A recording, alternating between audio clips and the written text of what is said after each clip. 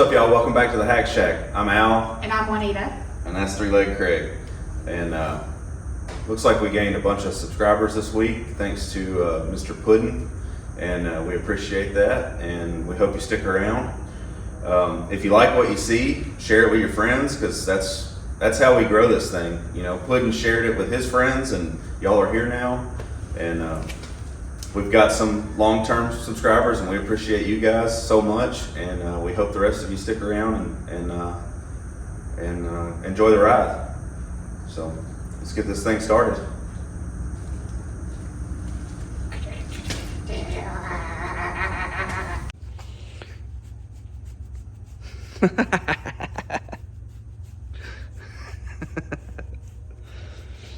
Shake. Quick. Shake. Do good boy, good boy, good boy.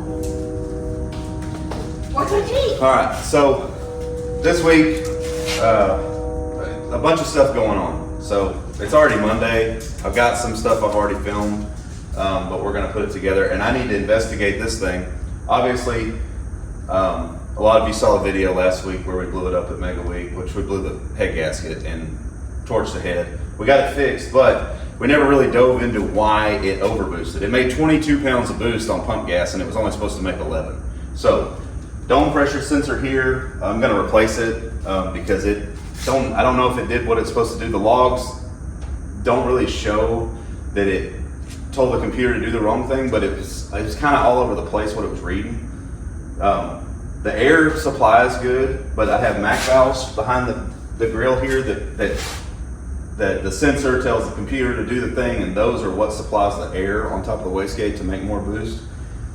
So I'm going to replace those because they're $37 a piece, and there's two of them. It's not a lot of money, but a motor is. So I'm going to pull all this stuff apart, pull the wastegates apart, clean everything, check everything, make sure there's no tears in anything or bad O-rings or stuck valves, because we drove through 400 miles of hurricane rain and tornadoes and whatever. So I'm just going to tear into all this and check it out and bring y'all along with me. I started to learn how to TIG weld. I told you guys I would bring you along with that. I got a little clip of me on my first little deal, and I'm going to work some more on that this week.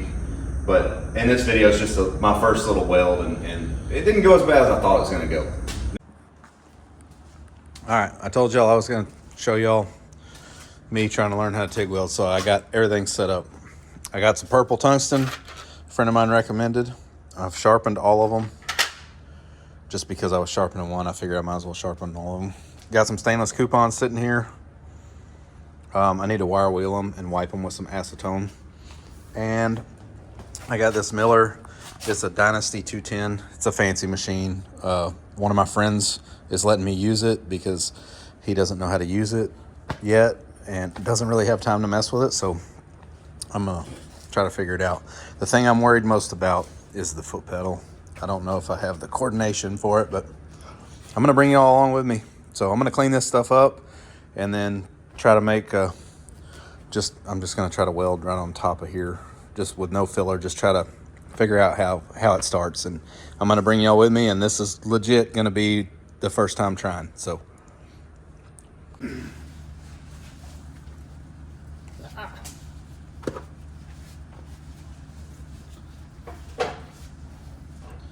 Wrap this thing around my neck, so if it doesn't work out, I can just hang myself with it. I should have cleaned this before I started, but whatever. All right, this gas pedal over here, somewhere comfortable. All right, we're on 80 amps. I don't know if that's too much or too little or what, but I'm just gonna try to do it right here on this spot. Just try to burn it and see what happens.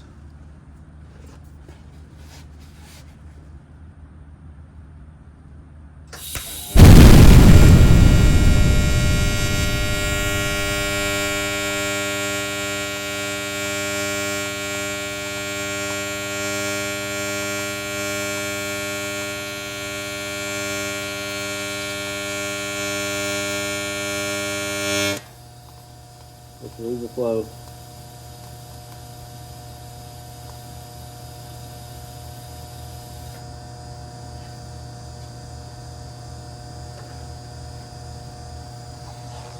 All right. Actually, not terrible. And that's just, I'm just trying to figure out how this thing burns. It didn't blow a hole in it, so that's good. I guess maybe I'll try to, let's see, maybe I'll put you over here. Maybe I'll try to add some filler, just see what happens. I got some 308L stainless filler, 332. Let's see. I don't want to do this.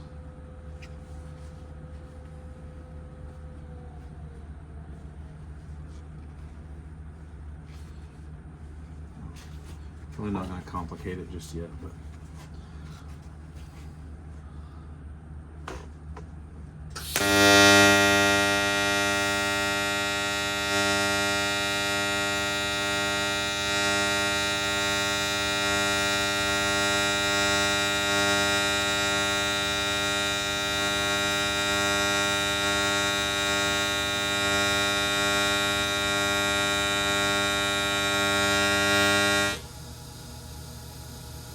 A little hot.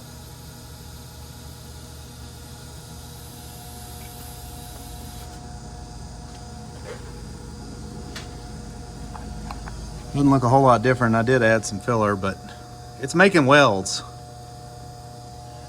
And I ain't melted the tip yet. Where is the, oh, it's over here. Haven't melted that yet, so. Actually doesn't look too bad. Just saying. All right, the gas pedal thing is not gonna be easy for me.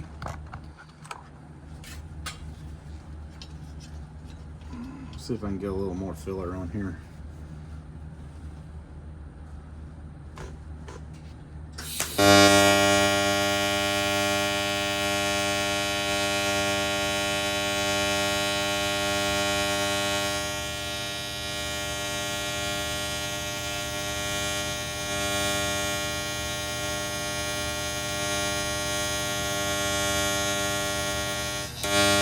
I touched it.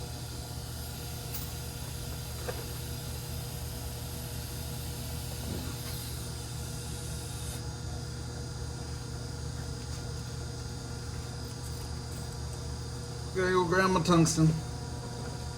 Got a little dot on it. That is way worse than the other ones.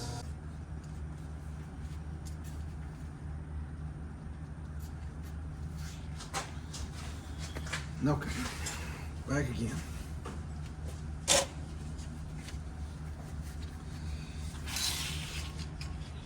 So, try to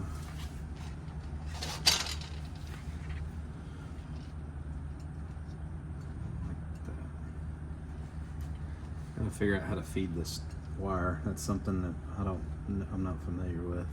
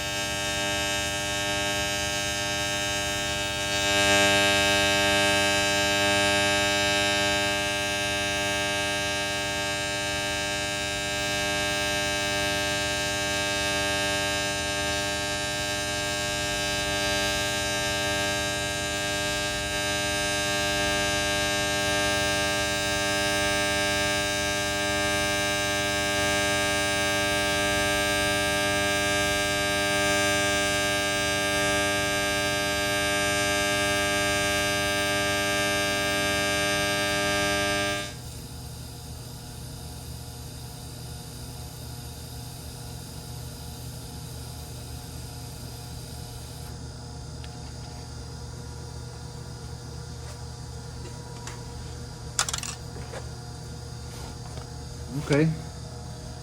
It's not terrible, I don't think. It's, probably should have moved a little faster, I'm guessing. But I'm not mad at it. I think maybe I didn't know if I had a chance of figuring this out, but I think maybe I do. So I'm gonna keep practicing and see where it goes from here. I'll update y'all when I get a little better. Then we built an awning off the back of the shop that I've been trying to build for a year. Mostly her, I didn't do a whole lot. But it's 33 wide by 35 long and 12 foot tall. We've been wanting to build this awning off the back of the shop, and I'll take you out there and show you in just a minute. And also, last week we went to Classic Truck Throwdown in Conroe, and we got a couple little clips from that. So just gonna kind of throw this video together with what we got, because we've been really busy trying to recover from race week and get some stuff done while we had a day that was dry. It's been raining around here so much, so. I've been catching up on my sleep. Yeah, right. She's been working her butt off. Yeah. But look at her gazing at all the glory of the roof we built. So this is it. I had a friend give me some of this galvanized purlin. So obviously I'm cheap, so I bought red iron on the new stuff I had to buy. And then we just scabbed these on. It's 33 wide, 35 out, and it's just a little lean-to off the back here that we put together. I still got to seal the gap up, but we, man, around here you can't have enough roof. It's always raining or always hot. I could say we were fighting the storm. Yeah, it's either pouring down. Well, most of the time it's just hot and sunny, but it's been pouring down rain a lot lately, so. We're just trying to get stuff under cover. Also, last week I bought that. It's a turd, but it's little. It's got pneumatic tires that'll drive around here on these rocks, but it needs some help. It's not even a forklift. It's just a lift. It doesn't have forks, so I got to get some forks for it. But the steering is almost locked up. It's got manual steering and it's a gearbox instead of like a hydraulic steering, because it's, I don't know, it's like a 1970 model or something, but it's a gasoline carbureted 4-cylinder, and it runs, the engine actually runs really good, but it's standard shift manual transmission. This cylinder leaks like terrible, so I got to rebuild that, but it was $500 and we need a little forklift. It's supposedly it picks up 3,000 pounds. I don't know. I'm gonna see if I can fix the steering at some point and then go from there on fixing the rest of it, because if I can't fix that steering, it's just scrap metal at this point. But anyway, it runs good, so try to get it fixed. Back here, nothing really changed. It's a mess. It's just kind of a mess from working all weekend, but Craig don't seem to mind. So here's a little video of us putting that thing together. I'll try not to bore you too much with a bunch of time lapse, but it's what we did this weekend. So here we go. Boop.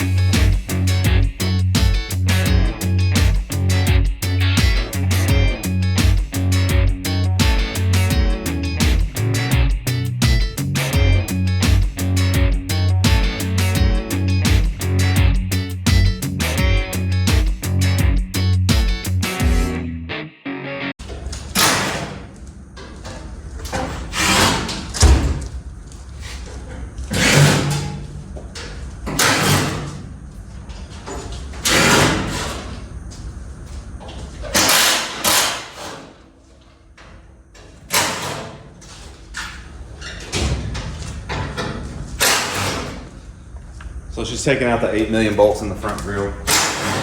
Yeah. She did this on race week with a ratchet. It took forever.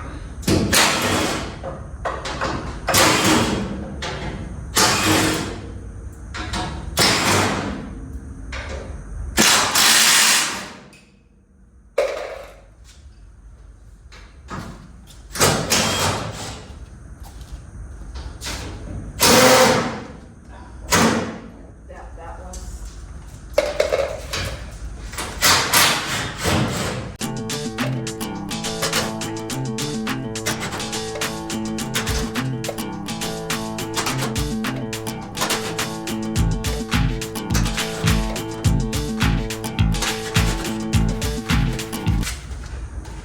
I think before I put that one back on, I'm gonna make the aluminum one I've been talking about. I wanna make an aluminum grill, and I also wanna cut all this extra metal out. I'm gonna try to lighten this thing because it is heavy. And I want it to be faster without having to add so much power. So if we can take a couple 100 pounds out of it, that'll help a lot. So.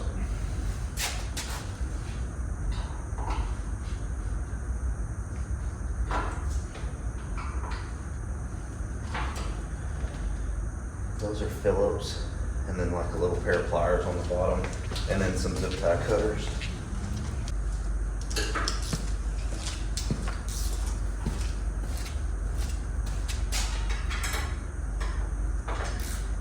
I thought I remembered them being 7/16, but they're 10. They're from China.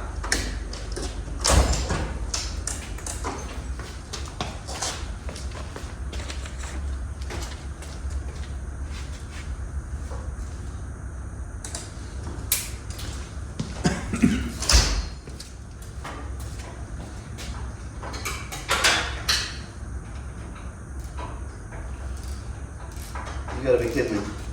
It's a 10 millimeter nut and a 7/16 bolt.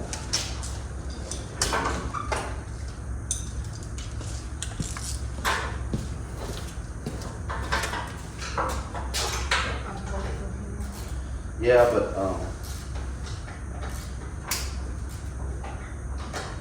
you know what? It's not 7/16, it's something else.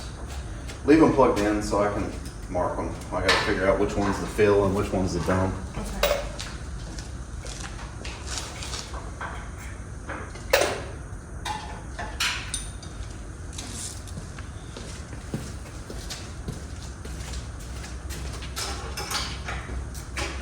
It's not that either. What in the world size is this thing? It really looks round.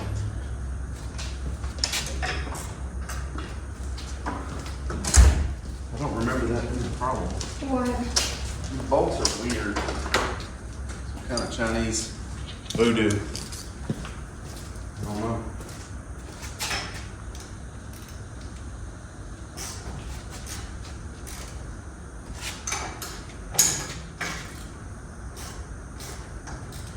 That doesn't fit. Just turns.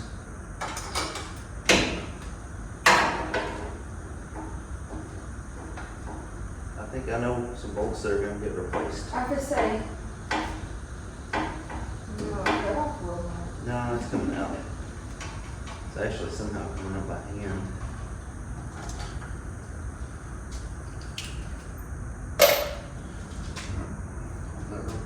This is reloaded.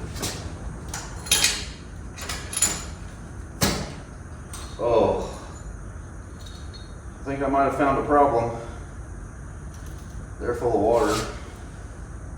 That can't be good for the function of a wastegate. Well, it is not stuck. But it is. It might not have been sealing. Yuck. Okay. What happened? You ready to go?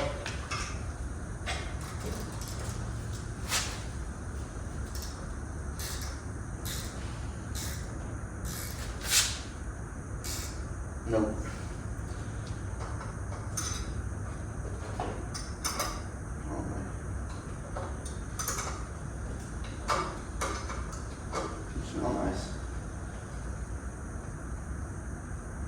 Victoria's Secret. It ain't no secret, you smell good. It's called Bear Perfume. Like for a bear? Do I look like a bear? I look like bear as in butt naked bear. Take it easy. This is a family channel.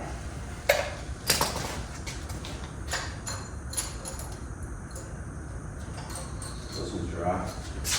That's the one the 18-wheeler got most of the time. Yeah, that's true.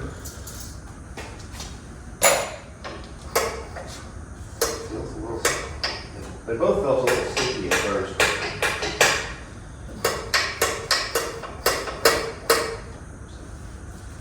We're going to continue to take apart.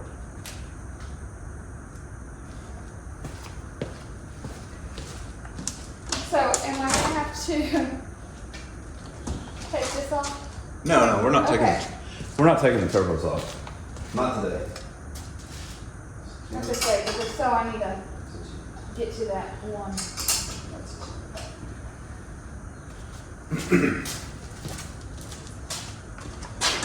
No, not taking turbos off. Just wastegates. Turbos did their job. They made all the freaking boost. They did what they were told to do, even if what they were told to do was wrong. It's like they had a bad boss that day. The boss being the wastegates or the Mac valves, one of the two. And so they did a bad job because they were told to do a bad job, pretty much. That makes sense. But they did a good job of making boost because they made way too much.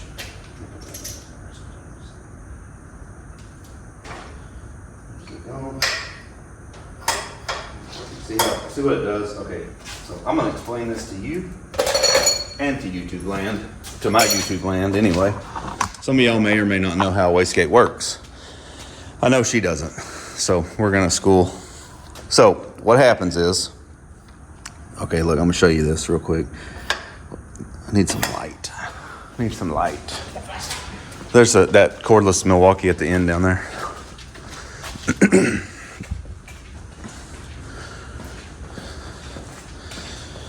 All right, I'm not a very good teacher, just warning you now. So, see this valve is connected to the header pretty much, right? This is all the exhaust out of the engine, comes to here and feeds the turbo. So this has springs holding it in, and these two springs are equal to 10 pounds of boost, basically. So there's air from the turbo. This air line goes to the bottom side of the wastegate. So when it makes 10 pounds of boost, the air coming from the turbo, the boost pressure, overpowers the springs and pushes this open. And so it starts dumping exhaust out of the little stack or wherever your wastegate goes. So this, some people put it into the downpipe, or we did this because it kind of looks like eyebrows. But anyway, so it opens and it starts exiting exhaust. So the less exhaust coming through here, the less boost the turbo makes, right? Make sense? Yeah. If it's not making, if all the exhaust is not going through the turbo, it stops making more boost. Mm-hmm. So this will open and close and regulate at 10 PSI. Now, the other ports on top, the one on top right here is where you apply air to. So when you apply air on top, it adds spring pressure basically. So this air from the bottom is fighting the air from the top. So if you add 1 pound of air, it's like you're adding 1 pound of boost basically. In a perfect world, that's how it's supposed to work, 1 to 1. So what I commanded was 1 pound because I wanted to make 11 pounds of boost. And somehow something went haywire. The sensor or something. And it made 22 pounds of boost. So that's why I'm going through all this. But that's kind of how a wastegate works. And now we're going to take it off the rest of the way, and I'm going to lubricate and just clean everything, make sure the sealing surfaces are good and all that. And just keep on keeping on. And then I'm going to put it back together and order the parts we need. I haven't ordered the Mac valves yet. I just really decided I was going to change them. So Mine is only gonna have one. Yes. Yeah, but both headers will feed the one.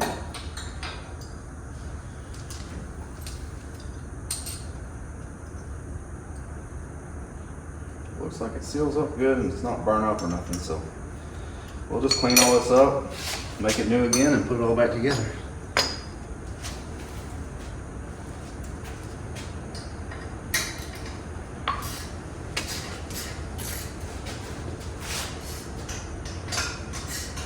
But this wastegate was full of water.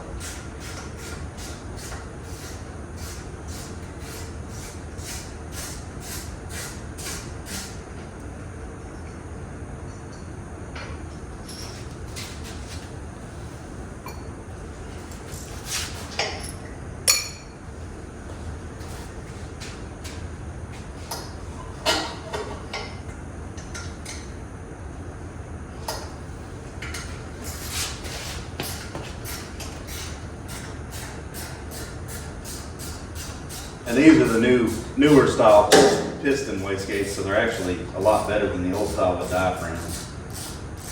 They just work off the piston with some O-rings, so just gotta check all these O-rings and make sure everything looks okay.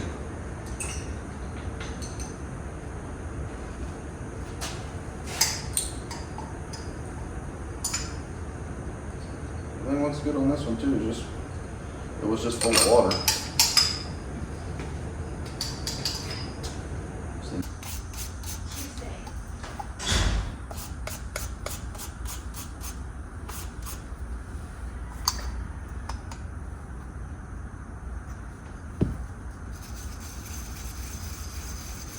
You know, these things are sooted up a little bit. Normally I run the truck on E85 and I'd be willing to bet they're normally very clean. Just gasoline, it's just crusty, I guess, or whatever I don't know what word I'm looking for, but it's dirty fuel. E85 is super clean. I wish it was just so much easier to get. It's easy to get in our hometown, but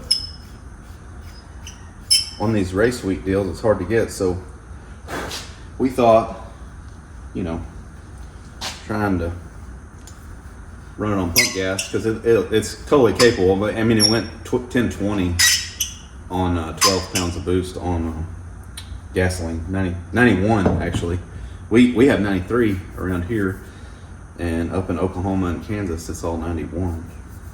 Every once in a while we found 93, but it seems to run the same. I'm just cleaning these to make sure there's no major damage or anything, which actually, if they weren't sealing, it would not have made more boost. It would have made less boost, but just, I guess we'll call this maintenance. Because really I have done just almost no maintenance on this truck other than oil changes, which I still have to do. I don't want to service the transmission and the engine before we do much of anything else. And I'm putting it back on E85, and we're just going to deal with finding fuel, because E85 on 22 pounds of boost, it would have hauled ass. But E85 or gasoline, 22 pounds of boost, it well, you know what it did. It wouldn't have done that on the 85. It would have been fine. It would have been much safer.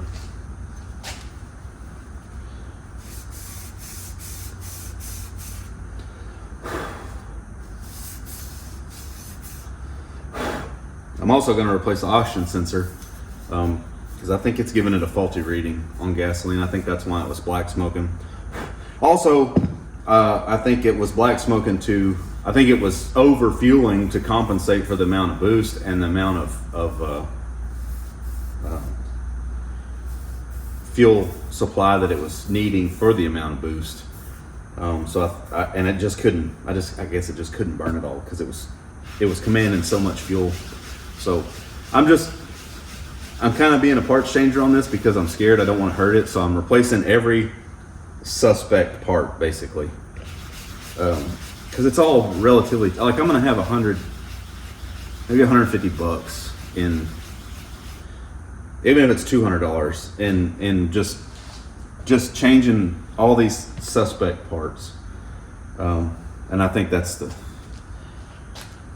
safest bet for me. So I'm just gonna take you over here and I'm just gonna wire wheel these off, or wire brush these off with a brass wire brush, just to make sure they're clean and gonna seal up good.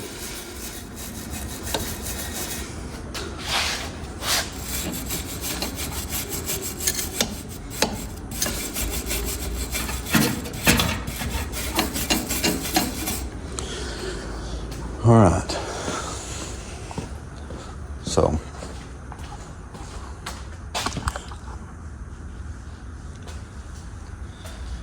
anyway, I'm just gonna wipe these down and grease them up, blow them off, and get the water out of this one. There's just water in it. Something I just thought of, I need to drain my catch cans. It's been a little bit. On gasoline, the engine catch cans aren't quite as bad as on E85.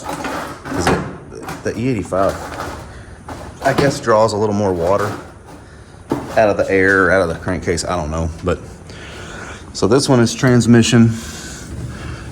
And then these are the right side of the engine, left side of the engine. So crack those open. Got a little water. Nothing out of that side. Okay, the transmission got pretty warm pulling that camper, so I expect there to be a little bit of fluid.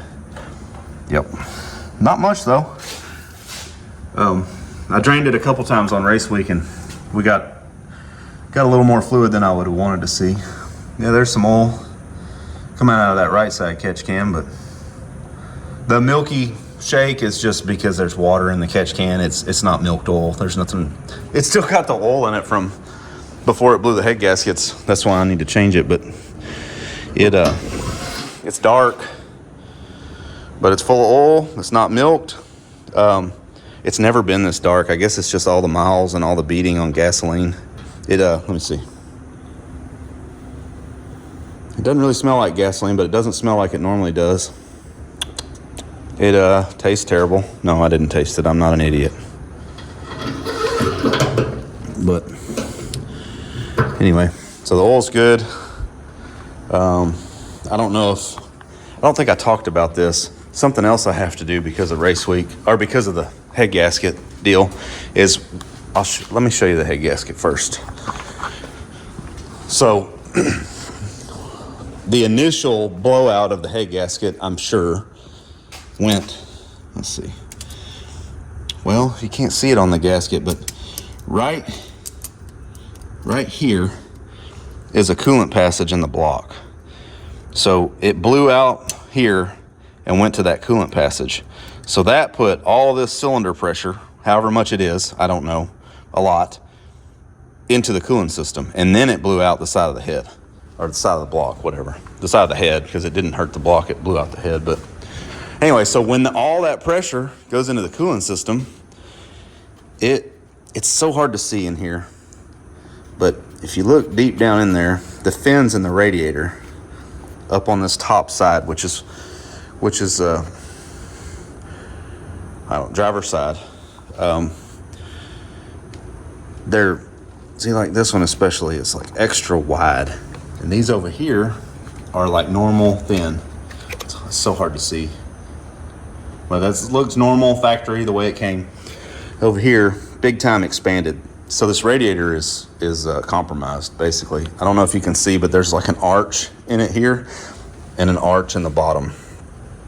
See how almost no gap, big gap, and almost no gap. It's the radiator's ruined, basically. So another reason I didn't make a full-on pass, the last pass, I just drove down the track to finish the event.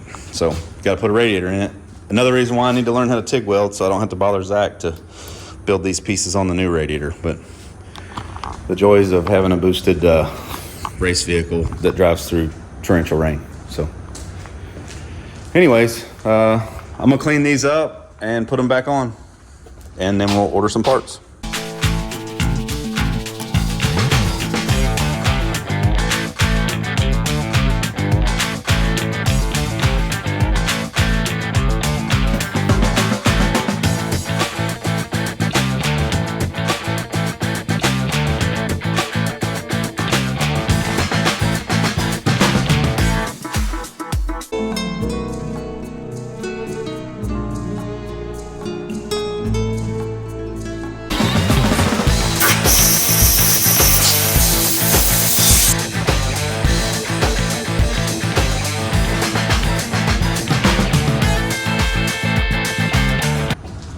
I don't know if this is right or wrong, but my go-to grease for assembling parts and putting injectors in and all kind of stuff is just dielectric grease. No particular brand, I just happen to have this. If you ever buy one of these, you just barely turn it on and it squirts out, because if you go all the way open, yeah.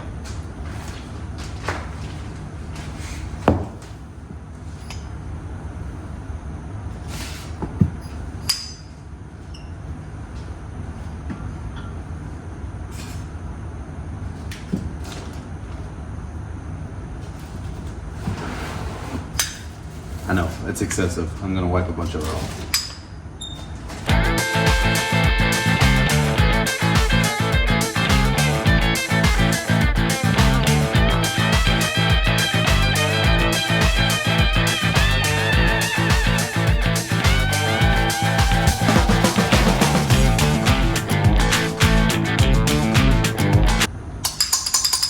Smooth operator. Both of them smooth. All right, now.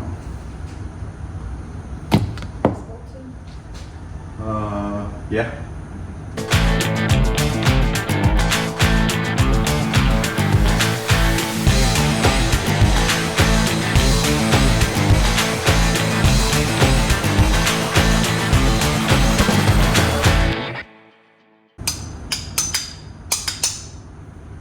Now I have them all mixed up, so there's no chance of them working improperly if they worked improperly together. So now they'll just, I don't know, whatever. Bad. So, all right, here we go.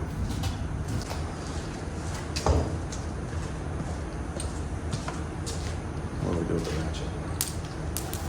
The wrench is right here. That's over here.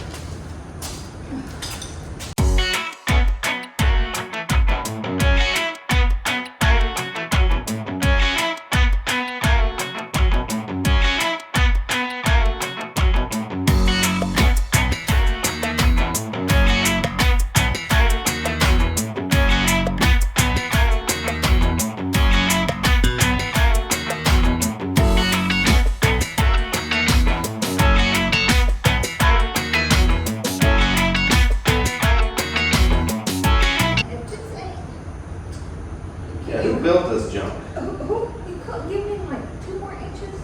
I definitely couldn't give you 2 more inches if I tried.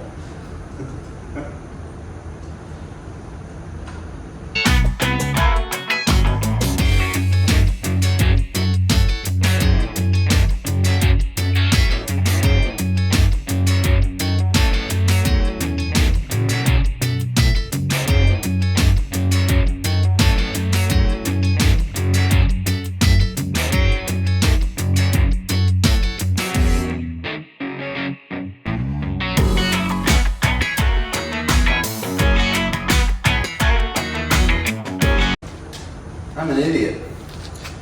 They're carriage bolts. I'm an idiot. But I still don't like them. They're not in great shape.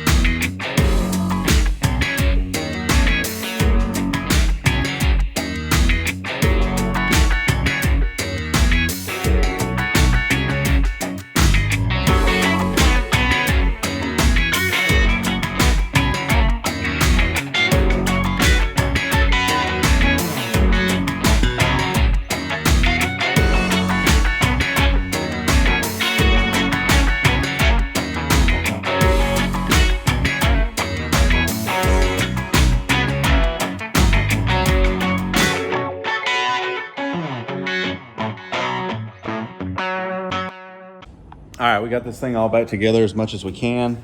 I ordered Mac valves to change those. I don't want to disconnect them yet until I get the new ones here. That way it's, you know, not mixed up. Had to order an awning fitting. I did not have one, so I ordered a pack of 5 so I'd have some extras. But everything's back together as far as it can be. So that brings us to in these videos, I try to do like a weekly or whatever update on shop work, customer work, because I actually do this full time. If y'all didn't know, I'm way backed up. I'm pretty much by myself. Juanita helps me sometimes in the shop with the customer stuff, but not a whole lot because she does her own thing too. So, anyways, I like to give a little update and show y'all around. So. This is the 67 C10 small window Art Morrison chassis, ZZ 632, 1,000 horsepower. I got these front wheels fit. They're some leftovers from another build of the customers, so they fit perfect. So we ordered rear 20 by 12s to match, and I got the exhaust pretty much done. It's all tacked in. Comes out back here. It's all tacked together, so that's why I'm learning to TIG weld. The battery's in. I'm not picking this thing up, but y'all can see there's a battery in there. Battery's in there. I got all the stuff to make the cables. That'll be this week, and then hopefully get the exhaust all together, and then I can start wiring the truck. And it won't be long, and we'll get to hear this rowdy son of a gun. So that truck, this is a 72. It's a C20. It's been shortened to a short bed and converted to half ton. I did not do that. It was already done, but I did the front suspension. Y'all saw that earlier. Brake booster update, so it's not that big, funky, odd looking one. This one's from Lead Brakes. Never used them before. Hopefully they're good. Cut the floor out and put a big tunnel. You can't really see that because I threw the carpet back over it. Rear suspension is almost all the way mocked up as far as 4-link and Watts link. I still need to do bag brackets and shock mounts and then weld all this stuff out, and then we can get the rear end narrowed.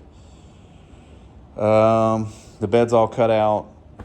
Nothing really to show there, but that's a chopping block 4-link kit. It just welds in. They have all the geometry figured out.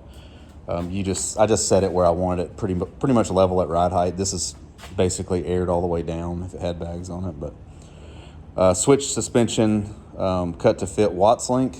It's all tacked in. Like I say, once I get everything figured out, it's all going to be tacked, and then I'll take it all apart and weld it in. But that's pretty much the update on that. And yeah, I don't remember if I showed you, but this is my very first complete TIG weld. This is 3.5-inch stainless from here to here, which I welded the whole thing, but I wire wheeled that just because I wanted to see what it looked like. Yes, it's a mess, but it's my very first. So I've got a lot to learn, I know, but I mean, you got to start somewhere, I guess. So anyways, again, thank you, Puddin. Thank you for putting us in your video. It's pretty legit what you did. Most big channels probably wouldn't do that. And we appreciate it very much. And it was awesome to meet you. And hopefully we get to hang out again sometime. So if you made it this far, thanks. If you're not subscribed, go do that. We're trying to do better every week and make a better video. If some of you new guys or some of you long-term subscribers are watching this and you want to see something different or can suggest a change, you know, we're new to this. We're 1.5 years in, and we're learning every day on try to see what makes a good video and what gets us views and all that. And we just we're having a good time, but we want y'all to have a good time too. So anyways, without rambling on anymore, I'll let y'all go, and appreciate you watching, and we'll see y'all next week. Later.